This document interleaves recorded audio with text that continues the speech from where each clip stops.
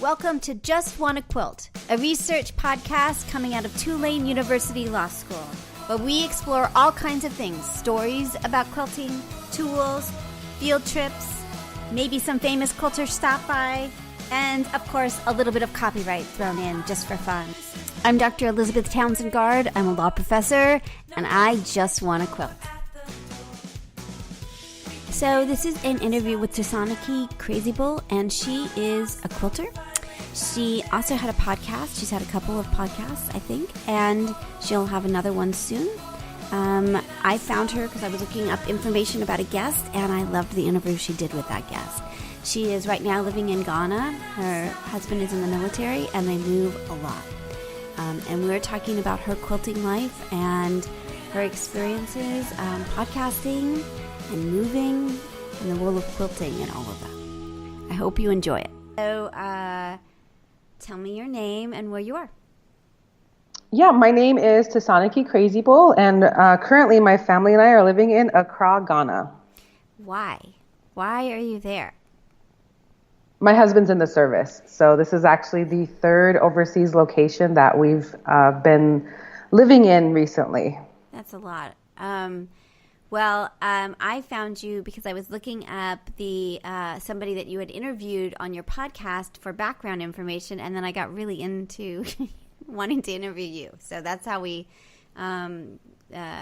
interviewed. That's how we got here. So let's start with the very first question. This project is really about quilting and your quilting life, and then a little bit about copyright and trademark. So we'll ask a couple questions towards the end about that. But the first question we ask is, what's your first memory of someone sewing or quilting in your life? So I grew up next door to my grandmother, and I remember sitting on her lap while she was sewing at her sewing machine. Really? I was really little at that time. I was a toddler. I was maybe 4 or 5 years old. I love that. You're the first one I've heard. This is like our 70th interview or something. But you're the first one everyone talks about like their grandmother, but not sitting on their lap. I love that image. When did you start quilting or sewing yourself? So let's see, I probably really seriously started sewing and quilting about maybe 16, 17 years ago. I think like a lot of new or expecting parents, I set out and made my daughter a few things. I made her a quilt and I made her a pillow. And I kind of made things off and on when she was little. And maybe about 10 years ago, I really started quilting very seriously. Sewing every single day kind of quilting. Yeah. And what kind of quilting? I love I've looked at your Instagram and your website, and I love the stuff you do is so beautiful. What's your and I'll put a link to your website. What's your favorite thing to do? Do you like to do all kinds of different things, or do you like certain things to create? Well, first, thank you for that. I appreciate it. I definitely like sharing the things that I make. I think like a lot of people, we're all really glad to have social media being able to connect us no matter where we live. Yeah. I don't know. I think I really like making quilts. I make a lot of bags. I do not sew clothing right now. I'm thinking of maybe learning to do clothing, but I really like making quilts. I make quilts for gifts for a number of different reasons.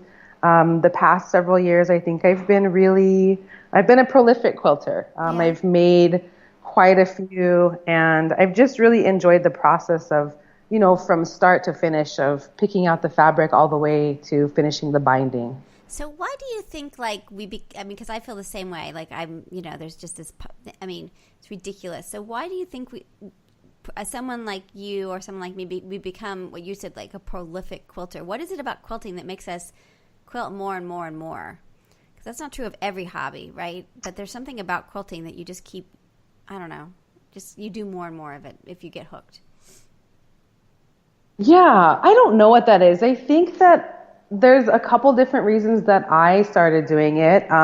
We've moved quite a lot with my husband's career in the military, and everywhere we go, of course, we have to start over and meet new people and make new friends. And I think that depending on the friendships that you make and the people that you meet, that certainly has an influence over your life and what you end up doing during the time that you live in that particular location.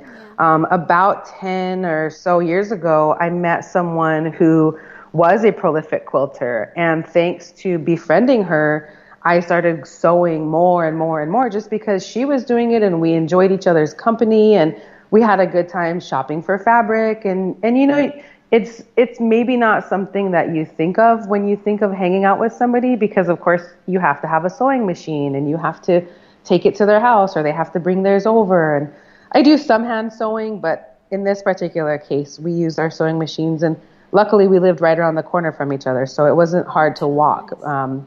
And yeah, it was really a good experience to have that. And each time we moved, I don't know why at that point in my life, that was the thing that really stuck. Yeah. And so I think maybe I became that person for other people. I was the one who was the prolific quilter, and I was able to kind of expand the amount of people who I knew who were sewing and quilting. And each location is different. You know, each location you have access to different things. And in one overseas place, people made a lot of clothing, but I never met anyone personally in person who made quilts. And so the fabric shops in the town sold material for clothes, but nobody was really selling quilting cotton. And so I kind of was on my own at that place. And moving here to Ghana, there are quite a few people I know who do make clothing. A lot of people are learning how to make clothing for the first time here, but there's a wide variety and I think a well-known amount of fabrics here. And so once you see the fabric and it's so beautiful and it's made right here, there's one factory that's it's very close, maybe an hour away. I was able to tour that factory with one of the groups I'm involved in here. And I think when you have access to something like that, you are more apt to also use it for something. Because of course, buying fabric just to stick it on your shelf isn't a thing to do. I like to just look at my fabric sometimes, but making something with it, doing something with it is also really fulfilling. It's really cool. Do you find that there is a quilting community in the military? Do you find that there's like quilting groups or like support in some way for that? Like what's your relationship of quilting to sort of your experience with that?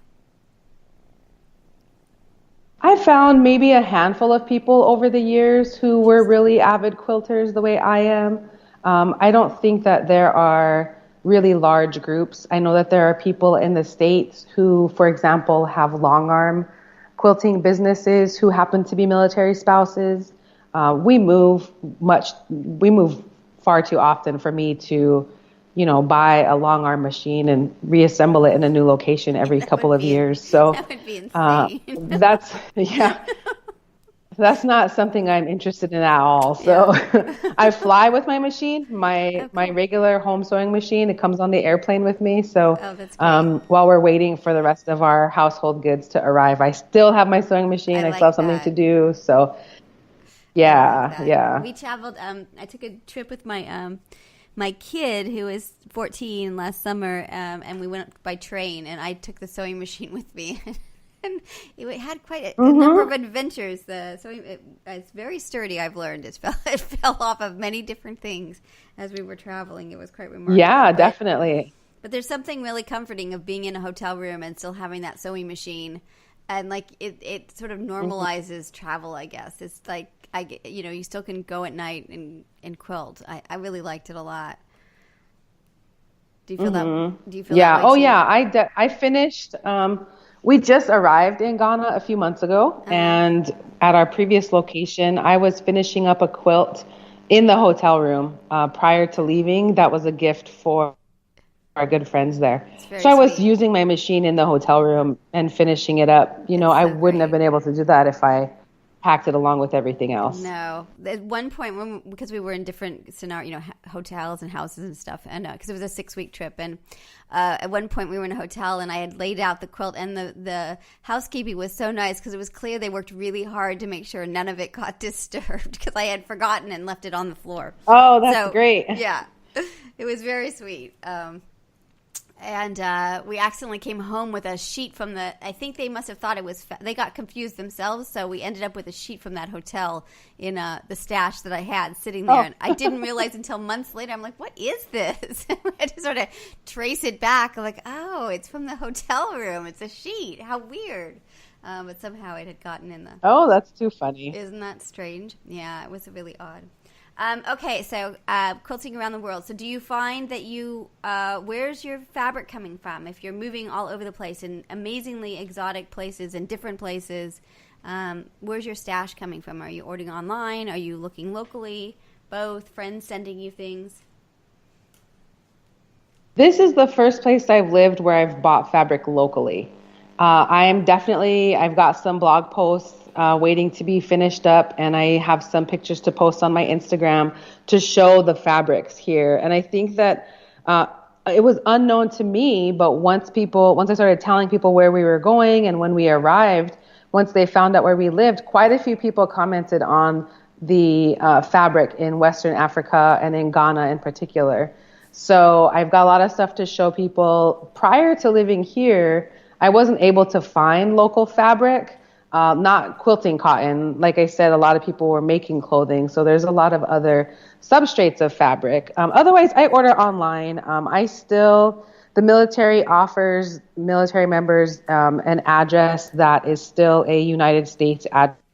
Although we live physically we're outside of the States, the address to a U.S. address, so it will get to us eventually. It depends on the amount of time it takes. And so I'm still able to purchase, for example, from my favorite local online shops, and then they ship it to me. Oh, that's so cool. That's really cool. All right, so the Star Wars quilt, I saw it. I made that too. Like, it's the first time I've seen a quilt like I made that too. The little simple Star Wars quilt that you have on your on Instagram. Yeah. My son made that. Your son made that. He just turned 8. That's awesome. Yeah, he did. I cut everything out. Because it was a kit, right? And it came with everything you needed. That's right. Yeah. It's a pan. I think the Star Wars, it was all on a panel, right? And you just cut the panel apart. Exactly. And then you just put some little strips around it. But he did a little bit of fancy work because the corners have the 4 patch on each of them, and that's really cool. I didn't do that. I did it for a auction. Oh, I thought. Maybe it was part of the pattern. I don't often read patterns, but it was great. It looks great. Oh. He did that himself. He has always shown an interest in sewing and my machine, and more so than my older kids. We have 3 kids, and he's the baby. He just turned 8 years old, so he made that last year when he was 7. Cool. And he's always shown an interest. So I showed him how to actually make a 1/4-inch seam for quilting. And I said, and I have a 1/4-inch foot. So it was really easy for him to catch on and keep your fabric just alongside this foot. And then he sewed the whole thing himself. I did cut because I needed to make sure that everything was okay. And he's not quite ready to do a rotary cutter. But he sewed the whole thing by himself. And then I basted it. And then I showed him how to do the quilting. So he did, I think, at least half of the quilting, which was just straight lines. I love that. It's on his bed right now. That is so great. Well, I did mine because I needed to do a quilt for our law school auction. We have a PILF auction, and so I figured the law students would like that because, they're kind of Star Wars crazy. So that is so cool that your son did that he did a great job. It's really great. He did a really good job. All the points and the squares. I love the one you have up, the scrappy quilt. It's so cool. Yeah. How long did that take you to make? It's just gorgeous. In Italy. Oh, I think we have a delay. Got it. Are we better? You kind of cut out, and now you're back. I think we just have a delay where you don't hear me and I hear you. Got it. Tell me about your scrappy quilt. That scrap quilt is actually the one that I gave to one of our good friends before we left the last place. So that was the one I was finishing in the hotel room. It's really great. So that I started with the yellow, which is, if I remember right, the top left-hand corner